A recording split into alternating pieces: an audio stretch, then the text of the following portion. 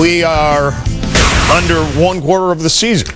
Done. It's hard to believe. Gone this fast. 3 quarters remaining, as Greg pointed out earlier. So we thought we'd do our quarterly check of who's done well and who's done not so well. Naughty and nice list. Yeah, exactly. Right around Christmas time. So who's been the best in the first quarter? I think there's no question for me. The best performance so far the first quarter has to be Kevin Garnett in Boston. I mean, this organization gave up half a roster to bring this guy in. That's a lot of pressure. He's come in, he's backed it up. It's not just about 18 and 10. It's the leadership, and it's the fact that this guy's turned them into the best defensive team in the NBA.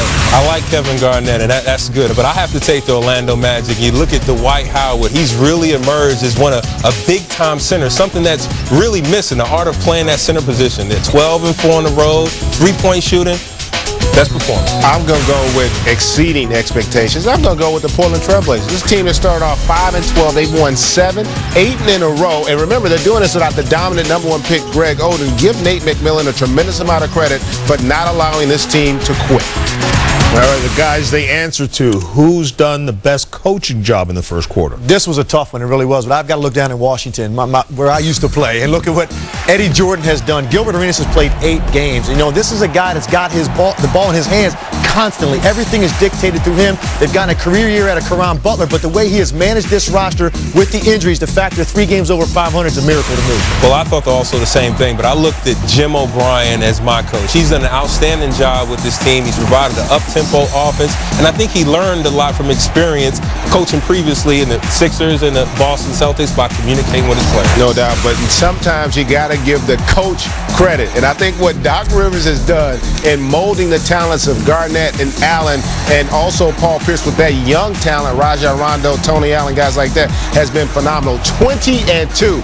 Unbelievable record thus far. This guy has done a superb coaching job. I thought they'd be good. I didn't think they'd be I don't think anybody did. I don't think even Kevin Garnett thought that. All right, who's the best breakthrough in the first quarter? I think for me it's Hedo Turkoglu in Orlando, and I think Jamal touched on Dwight Howard's emergence, and they brought in Rashard Lewis, but this guy's having a career year. 18.6 boards, 5 assists, and a lot of nights the most difficult matchup because he's a legit 6'9", 6'10" that can play multiple positions. He's had a great year, tremendous impact on the Magic. I look at Rudy Gay, and even though the Memphis Grizzlies are struggling, I look at Rudy Gay. He averaged 10 points a game last year, up to 19 points per game. Had only one 30-point game last year. Now he has 5. So he's my breakthrough performer. Well, I'm going to keep it with the point guard play. And I think what Chris Paul has done, 21 points, almost 10 assists, and oh, by the way, he leads the league in steals on a team that really doesn't have a proven #2 scoring option, yet this guy solidifies their team. He stabilizes them and has allowed them to become one of the better teams in a very strong Western Conference. All right, Jalen Rose over at the update desk with a chance to comment. What do you think was the best of the first quarter of the season, Jalen? You gentlemen have some amazing picks, but I'm going to go through the league and talk about some teams and some guys that you may have omitted by accident or on purpose. First off, you got to have the Boston Celtics as one of the best performances. 20 and 2, that's not a surprise. And have you ever heard of a guy named LeBron James, who's leading the league in scoring and also gets you 8 and 8? But what about Carlos Boozer? A double-double basically waiting to happen, top 5 in points and rebounds. Now when you talk about a couple of coaches that's getting it done, Stan Van Gundy is getting it done. He was out of the league last year. Now he has this Orlando team playing tremendous. And Nate McMillan, his team has won 8 in a row without the #1 pick. Now let's go to the players. Andrew Bynum. Kobe Bryant was on him a little bit in the summer. All of us wanted him to get traded for Jason Kidd. Andrew Bynum's averaging a double-double. Brandon Roy, a quiet star, is about to be a superstar in this league. And last but not least, Jay Smooth in Atlanta, Josh Smith. Leads the league in blocks, top 10 in blocks and steals, getting it done.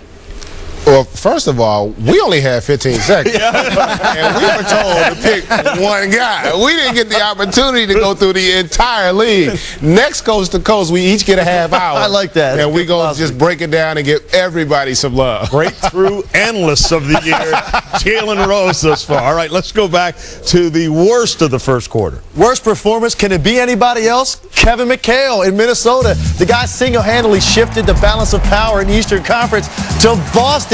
He brings in supposedly a lot of young talent, yet they have the worst record in the NBA. And pretty soon we might start talking about that 72 Sixers team that won 9 games. Yeah. Well, my pick is Zach Randolph's defense. And we're just going to pick on him a little bit because it does say a lot about the New York Knicks team. Look at him right here. He's talking to the ref, and Troy Murphy knocks down a three-point shot. That can't happen. That won't even happen in a pickup game. So we have to talk about Zach Randolph. Well, you guys are both right on. I'm going to go with the New Jersey Nets. This is a team that has stood pat for the last 4 or 5 years. They've not tried to improve their roster. They ask far too much of their perimeter players. Although they are great, you have to depend on the interior. They do not.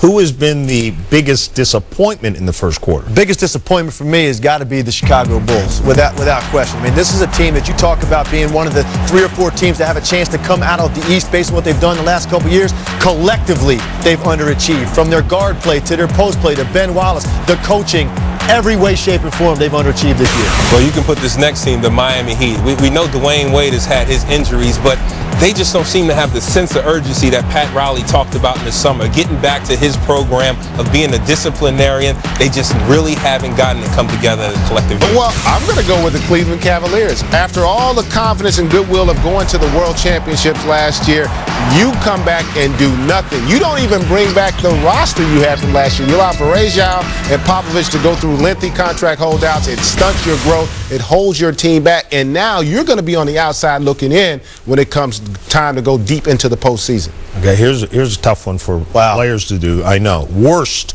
coaching performance in the first quarter. Well, I don't want to be the master of the obvious, but can it be anybody else but Isaiah Thomas? I mean, look what this guy has done in New York right now. Don't forget now, he brought everybody there. He brought in a group that collectively cannot fit on the court. And to me right now, he looks disinterested in what's going on the court. And that's a cardinal sin of coaching. You're getting paid, put your best effort out there. He hasn't done it. Yeah, and I have to agree with you and Isaiah Thomas. I've played for some difficult coaches. I said bad coaches. Quinn Buckner, we played for him. Yes. And also Tim Floyd also. So it comes down to leadership. So when you look at these guys, it's all about the leadership, and there is none in Madison Square. Man, I'm disappointed. Y'all need to spread the love. I'm going with Rick Adelman. Here's a guy that's got 2 perennial All-NBA performers playing, and yet they're playing 500 basketball. Right now, they wouldn't even be in the postseason if the season ended. This is a guy who's had tremendous success everywhere else. He is not getting it done right now with the Houston Rockets. Jeff Van Gundy somewhere right now saying, see, I told you.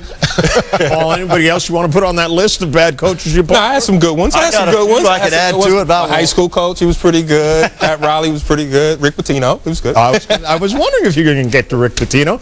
All right, let's check in again with Jalen Rose. Jalen, again, you have the floor. These guys did not interrupt. Well, unfortunately for you guys and for myself, it's only 30 teams in the league, so I agree with basically everything you guys said. Well, we just forgot about a couple of people. Didn't Billy King already get fired this season for the job he's done in Philadelphia? Got to throw Billy King on there. And we talked about the Bulls, but let's not forget about Scott Skiles. His team gets off the slow starts every season. Got to play some of the blame at Skiles, as well as he's playing blame at young players like Tyrese Thomas and Noah through the media. Lawrence Flank, we talked about the Nets. He also has perennial all-stars. He has 2, along with the way Richard Jefferson is playing, having a tremendous season.